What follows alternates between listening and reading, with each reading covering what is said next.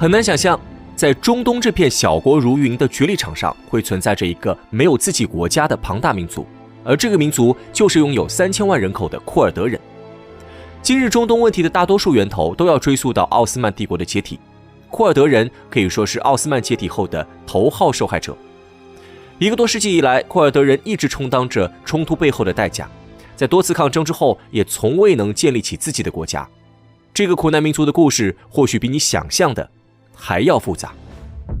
库尔德民族给人的第一印象和他们生活的库尔德斯坦地区有几分类似。你或许听说过这个名词，但是你并不清楚这到底是一个怎样的存在。如果用一个词来形容库尔德，那就是模糊。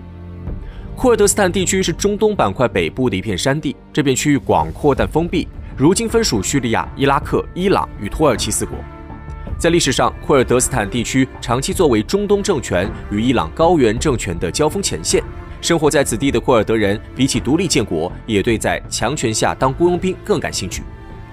实际上，直到现代民族国家观念形成之前，这个山地游牧民族几乎没有追求过独立建国。即使在库尔德人萨拉丁以阿尤布王朝苏丹的身份控制了包括埃及在内的大半个中东时，库尔德人也没有想过构建一个以本民族为主体的国家。当然，导致这种现状的原因更多在于相对原始的游牧文化很难形成强大的向心力。不过，当西方人将民族国家观念带到中东时，习惯为强国打工的库尔德人也不得不开始应对一个变化的时代了。在第1次世界大战中，为了击败同盟国阵营的奥斯曼土耳其，协约国动用了名为民族国家的武器。通过引导奥斯曼帝国内部民族的意识觉醒，协约国希望能在其内部掀起叛乱。而作为奥斯曼帝国内部的主流族群，库尔德人也自然而然地收到了协约国的邀请。协约国的老大英法2国表示，只要库尔德人协助协约国推翻奥斯曼，那么便允许库尔德人在库尔德斯坦地区独立建国。然而，在奥斯曼帝国时代，与土耳其人从外表到宗教都无比相似的库尔德人，并没有作为2等公民被欺压的历史，因此对于英法的号召，库尔德人响应寥寥。但是，民族国家观念最强大的地方就在于它可以通过影响其他人，逼迫那些所谓的多元文化国家朝单一文化转变。库尔德人虽然没有完全相信英法的那套说辞，然而土耳其人自己却赶在了库尔德人之前形成了民族意识。在一战战败之后，凯末尔领导下的土耳其人痛定思痛，他们认为庞大的奥斯曼帝国之所以在近代沦为西亚病夫，其核心原因就在于不像西方一样拥有一个明确且庞大的主流民族。因此，凯末尔利用其在战争中获得的巨大威望，意图在土耳其内部掀起改革浪潮。凯末尔改革的最大要点就是全面抛弃以伊斯兰普世观念为核心的奥斯曼文化，拥抱以土耳其民族为核心的单一民族文化。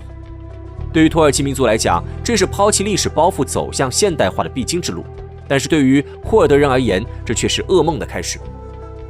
在土耳其人看来，奥斯曼帝国的解体已成定局，那些不被土耳其人统治的土地都可以分裂出去独立建国。因此，土耳其人几乎毫无抵抗地就放弃了对阿拉伯半岛的统治。不过，对于那些他们认同的土地，土耳其人却不惜再次重启战端。1920年，奥斯曼帝国政府同协约国签订瑟弗尔条约，但是这份将奥斯曼彻底肢解的文件却并不被普通土耳其人接受。在凯末尔的领导下，土耳其人推翻了伊斯兰政府的统治，并要求协约国与土耳其重新签订条约，武装抗争最终获得了成效。1923年，新的土耳其政府同协约国签订洛桑条约。这份条约让新生的土耳其保住了伊斯坦布尔与几乎整个安纳托利亚半岛，但是却有一个巨大的纰漏。为了获得欧洲部分的东色雷斯，土耳其人放弃了东部的一部分领土。这件事最终成为了库尔德人噩梦的开始，因为这片被放弃的领土正是库尔德斯坦地区的一部分。然而，这份条约给土耳其定下的边界线，直接将库尔德人生活的半数土地让渡到了英法的殖民统治当中。在现代土耳其建立之后，本着库尔德人就是土耳其人的想法，土耳其轻描淡写地取消了曾经给予库尔德人的自治承诺。但土耳其人越是把境内的库尔德人当作自己的一份子，那些被让出的土地上的库尔德人越是能意识到自己是失去国家保护的人。在洛桑条约签订之后，英国统治下的库尔德人便开始了寻求武装独立的尝试。库尔德人马哈茂德在上世纪20年代期间一直同英国殖民者展开斗争，他们尝试建立库尔德斯坦王国，还尝试通过国际联盟建立一个独立国家。但是英国殖民地内部的库尔德人只是全体库尔德民族的一小部分，这些人很快意识到，只有将全部库尔德人的民族意识煽动起来，他们的建国大业才有可能成功。单纯从达成目的的角度来看，这种想法合情合理。然而，其他的库尔德人不是无主之民，在英法制定的国际规则下，作为受害者的库尔德民族早就被拆解得四分五裂。英国殖民地内的库尔德人开始强调库尔德民族意识，最终为整个民族带来了更大的混乱。库尔德民族意识的觉醒令那些领土内有库尔德民族的国家愈发感到恐慌。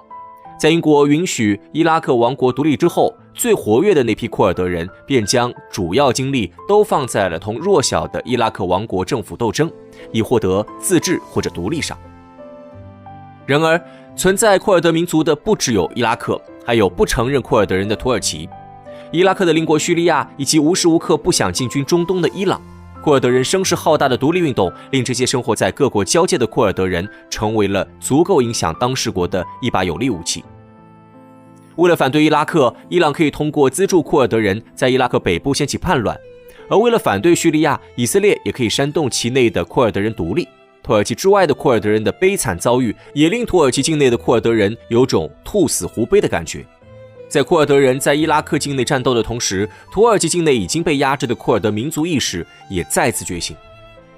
库尔德人对自治的诉求以及针对土耳其人的暴动，在上世纪30年代以来愈演愈烈。然而，对于土耳其而言，除非彻底放弃库尔德斯坦，不然问题基本无解。土耳其政府一贯不承认库尔德人的存在。如果认同库尔德人自治，那么土耳其人内部就将分裂。因此，面对库尔德问题，土耳其的表现异常血腥。在上世纪30年代与80年代的2次武装对抗中，土耳其总计造成了近5万本国库尔德人的伤亡。但是这种伤亡最终却成为了一个螺旋。土耳其之外的库尔德人的斗争，导致了土耳其内部库尔德人的觉醒。土耳其内部库尔德人的觉醒，又更加坚定了土耳其外部库尔德人武装斗争的决心。这种长期低烈度的抗争，令库尔德问题在1个世纪以来热度不减，同时也因意识到库尔德人强大的分离倾向，所有所在国对于库尔德人的压迫也都拉到了最高等级。在两伊战争中，伊朗同伊拉克虽然针锋相对，但是双方在动员境内库尔德人去送死这一问题上却是出奇的一致。伊朗在战争期间打着帮助库尔德人实现自治的旗号，动员大量本国库尔德人充当填补战线的炮灰。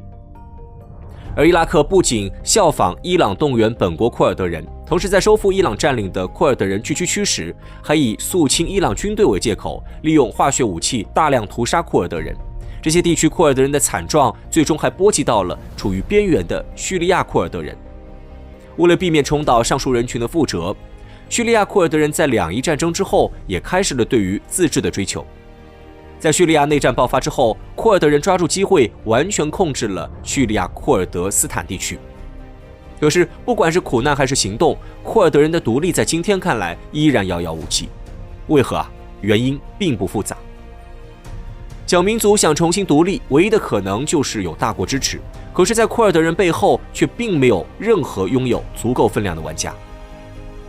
从动机上讲，最希望帮助库尔德人统一库尔德斯坦的是土耳其人。如果能获得整个地区把库尔德问题限制在境内之后，无论是同化还是允许自治，对土耳其来说都是可选的选项。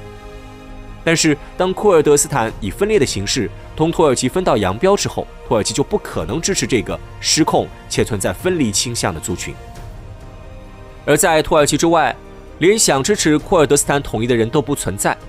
库尔德斯坦所分属的4个国家本身都是大国角力的棋子，库尔德人本身甚至只能充当棋子踩下的位置。库尔德问题必须存在，因为这会让棋手们有更多操纵棋子的选择。但是库尔德人不能统一，因为这会威胁到棋手们已有的棋子。因此，如果中东自己的玩家不能升格为棋手，那么库尔德人其实已经失去了重新建国的全部机会。